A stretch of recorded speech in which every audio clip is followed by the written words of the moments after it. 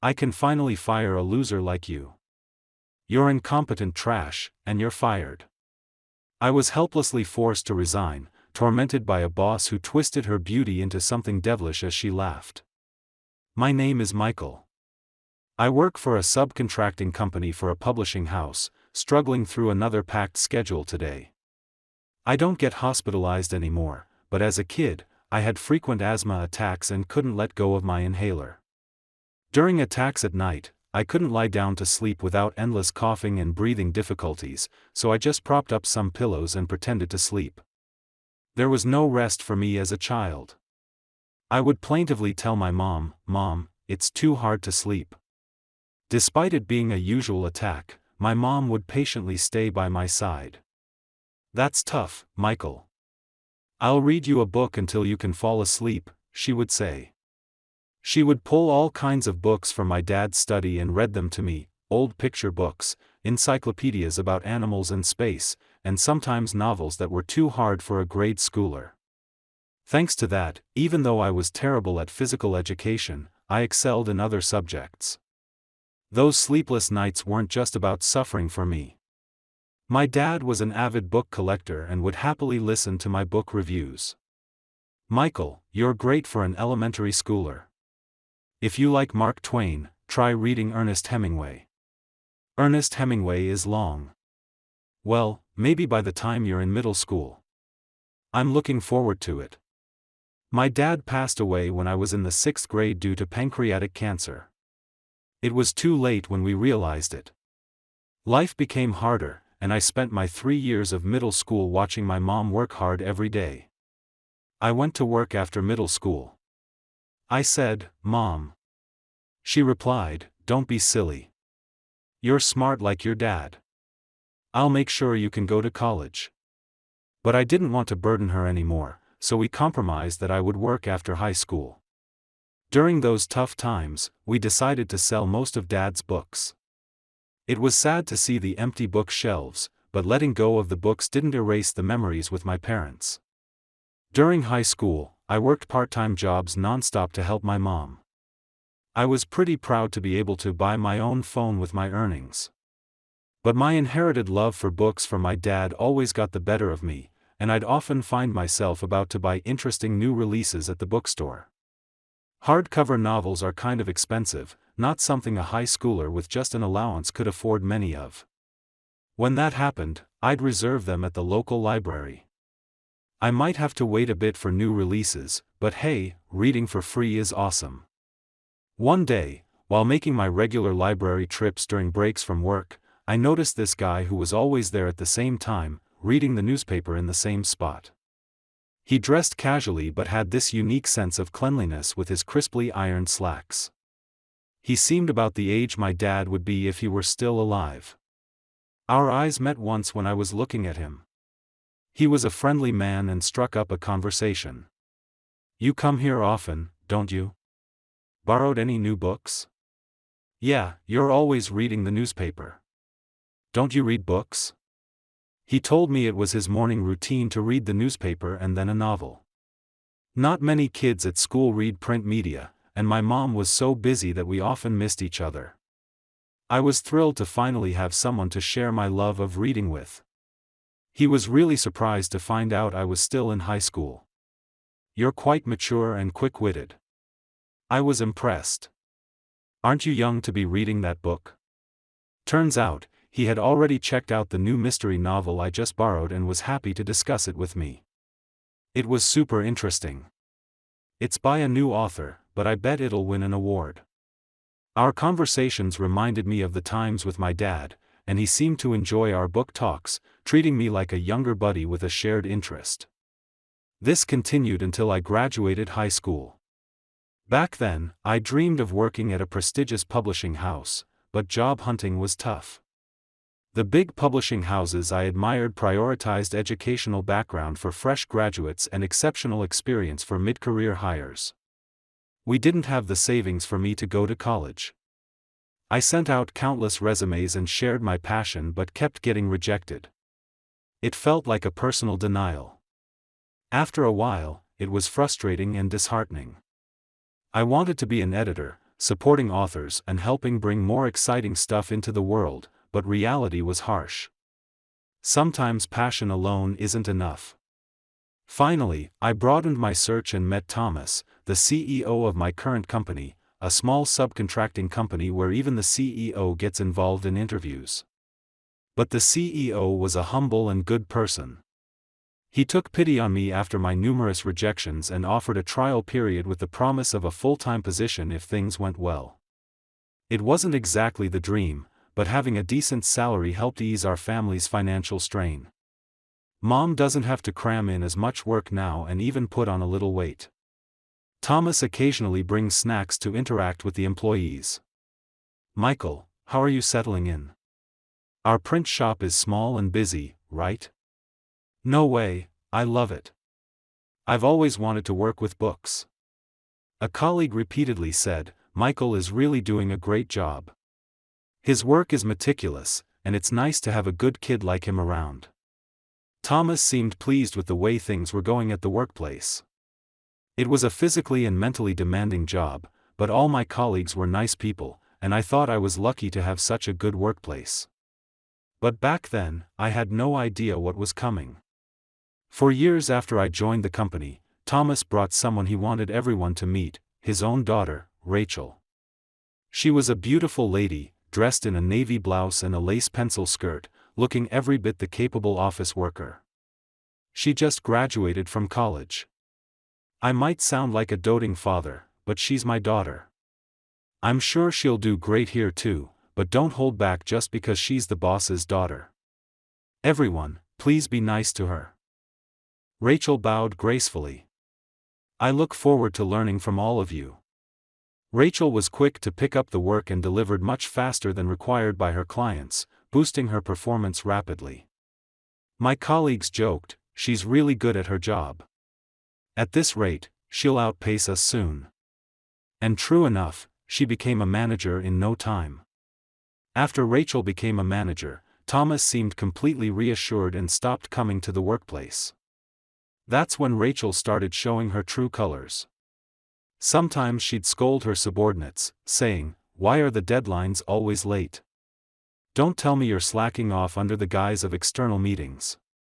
Other times, she'd harshly criticize, "Who made this estimate? I'll redo it.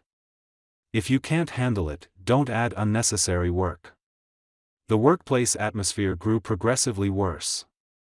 One by one, my colleagues who had fought alongside me for 4 years left, and before I knew it, I was the only one who knew Rachel from her early days. The team had completely changed.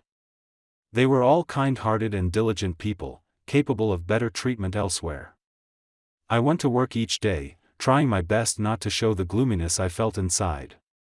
Once, Rachel pointed out to me, saying, "You look so gloomy. You're bringing down the mood." Since then, I've been desperately trying to stay on her good side to avoid becoming a target of her bullying. Clients started to worry, asking, "Michael, are you okay? You seem to have lost a lot of weight," and giving me puzzled looks when the number of accounts I managed suddenly decreased. The workload, which was already heavy, started to weigh down on both me and Rachel. Even as people left, the work didn't decrease. Driven to keep Rachel out of my mind, I started working with intense determination and finally reached the top in sales performance. As I was dragging my exhausted body home one day, Rachel called me in. "Michael, can I have a word with you?" What could it be? Had I made a mistake at work? I had been so careful not to upset Rachel recently. I can't think of any reason for being called in. With an uneasy feeling, I went to see her, only to be told, "You know, I wouldn't mind dating you." Incredibly, I'm being confessed to by Rachel. I can't make sense of it. What I mean, I'm willing to date you. You're always looking at me, and you talk to me more than any other employees. I thought maybe it's time I reciprocated. Her attention was because she was difficult to deal with, and my talking to her was to keep the peace, not because I liked her. Was she not aware of how much her juniors feared her? "If you date me, even someone with a low educational background like you could climb up the career ladder. Aren't you lucky?" I heard about your struggles in a single-parent household and how you barely got into this company thanks to my father's kindness. On the other hand, I became a manager soon after joining, an elite. Honestly, someone like me is too good for you." I couldn't believe she was saying this to someone she was considering dating. I thought she might be playing hard to get, but I can't find her even remotely cute. I firmly declined. "Rachel, when did I ever say I liked you?" "Well, that's the impression you gave with your behavior. I just want to get along with everyone at work as colleagues. I've never seen you as a romantic interest. Sorry if I gave you the wrong idea."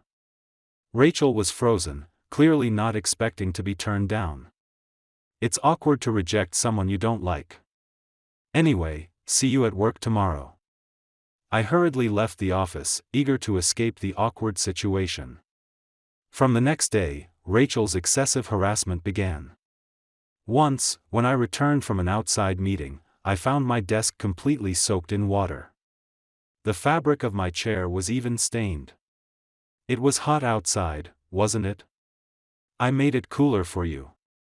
Really, what is she, a high school girl? On another day, the estimate I had finally completed was missing from my computer, and the sample of the magazine we were supposed to deliver was found in the shredder. I suspected Rachel's doing, but there was no proof. I worked all night to finish everything and managed to deliver just in time.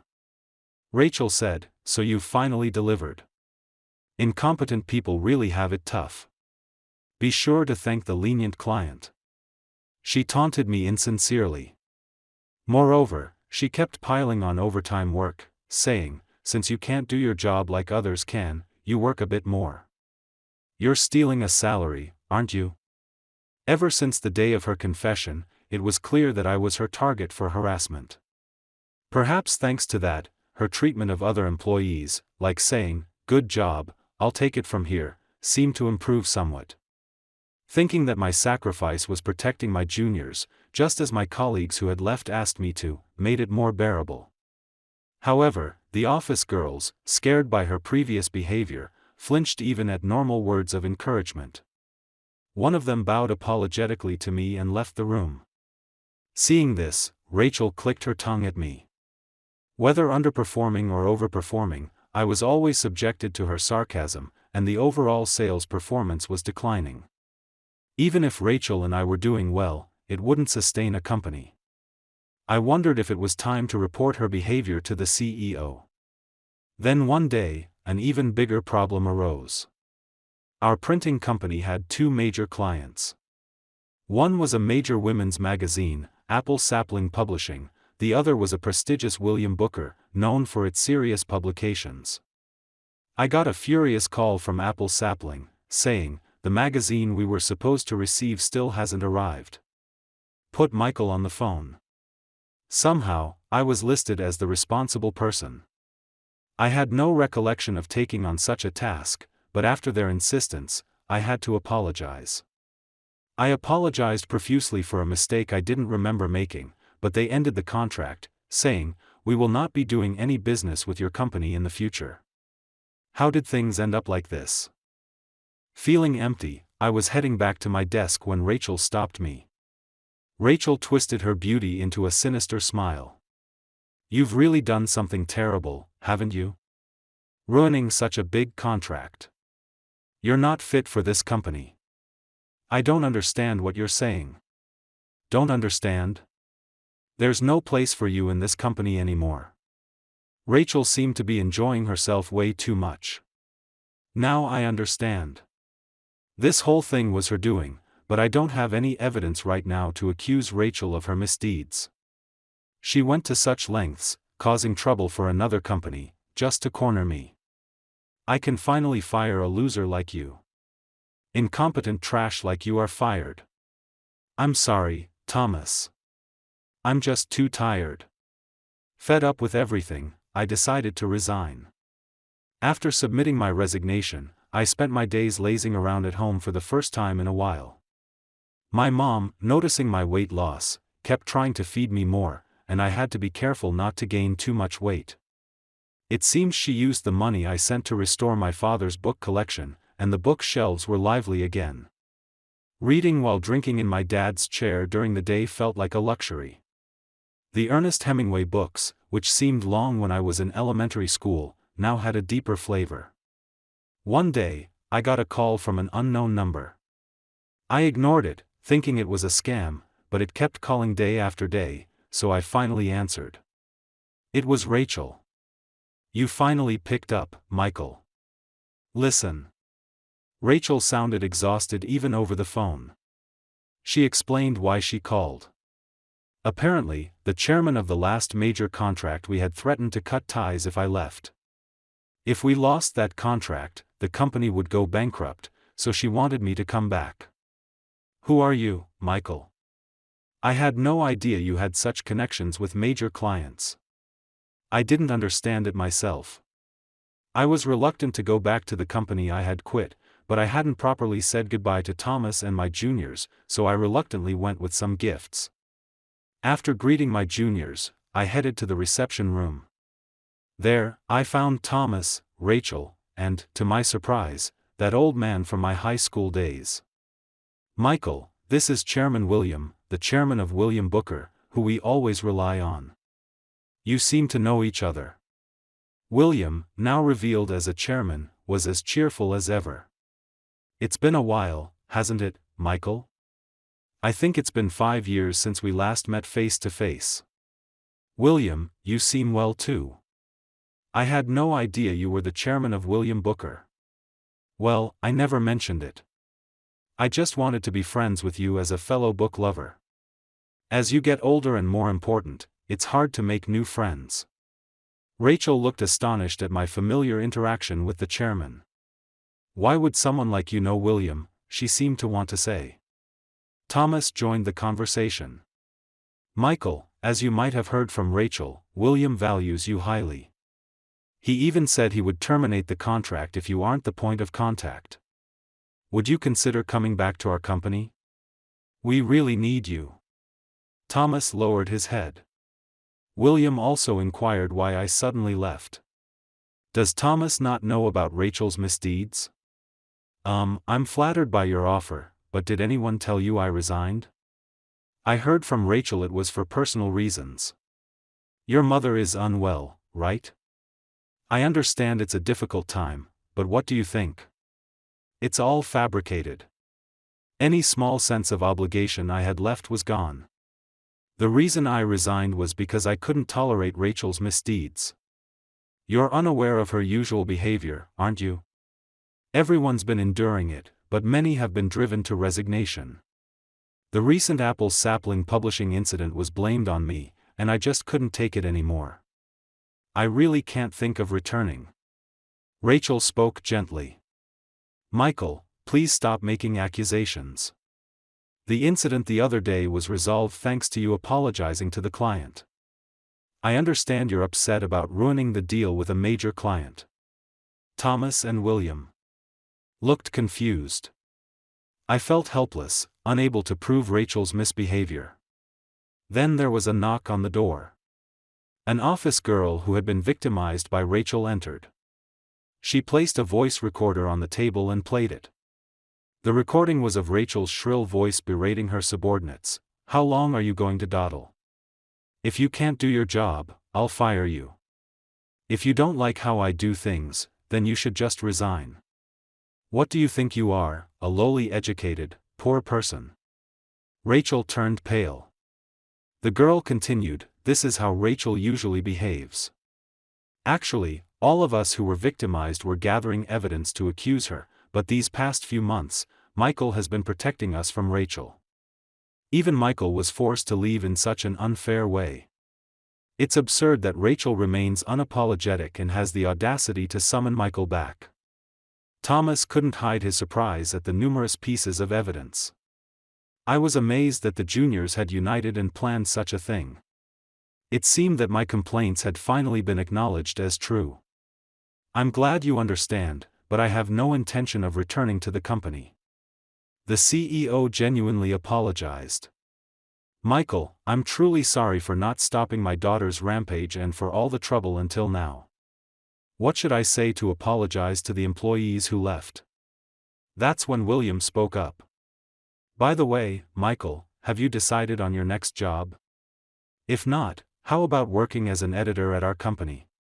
William mentioned that among all the similar subcontractors, he chose to work with our company because of my work performance. I never imagined I would be invited to work at a major publishing house, a dream of mine, in such a circumstance. He had been investigating who was behind the precise support his staff praised and soon realized it was the boy he had interacted with at the library.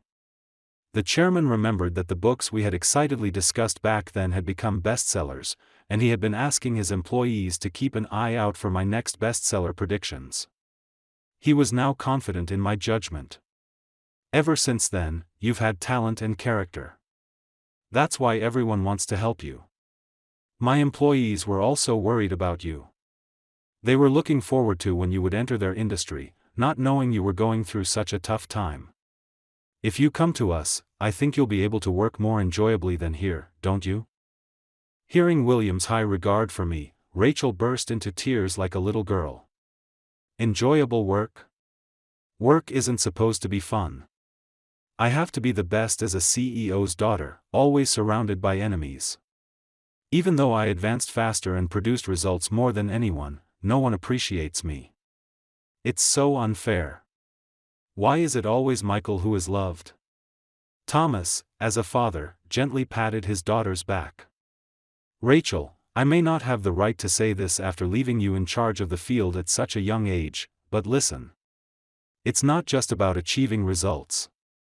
How you achieve them matters. If you can't cherish those around you, no one will cherish you, and there were never enemies from the start. Rachel's past behavior was inexcusable, the pain caused to colleagues who left because of her, the numerous losses inflicted upon the company. But was Rachel the only one at fault? I spoke my thoughts to Rachel. Rachel, I still can forgive you, but I know when you were a newcomer, you worked harder than anyone and became a manager. You're an incredible person. That's why I'm sorry I couldn't admonish you as a subordinate. It's too late now, but I really wanted to be closer to you. Rachel, unable to speak, sobbed and, after calming down, admitted all her wrongdoings and sincerely apologized. I'm truly sorry for everything I've done. Honestly, I wanted to be loved by you too. A month after this conversation, I'm being rigorously trained in editing by William himself. I'm back to busy days, but as William said, it's much more enjoyable than before. Chairman William, knowing me from the past, used a quote from some book, "Not all those who lack money are talented, but it's true that many talented people don't have money." I find it enjoyable to find and support such people. Soon after, I was able to bring 2 bestsellers into the world. They were books I proudly completed in collaboration with the authors, working hand in hand. The company I left reportedly went bankrupt. Thomas is using his savings to apologize to Rachel's victims. Rachel is starting from scratch in a completely unrelated company, helping with the family finances. I hope she faces her actions. While having coffee with the chairman, I quietly reflected. Despite everything that's happened, I think I've overcome my past for who I am today. I'm that happy to have my dream come true. The chairman replied with his usual cheerful smile, "Don't talk as if you've burned out. You're just starting, you rookie editor."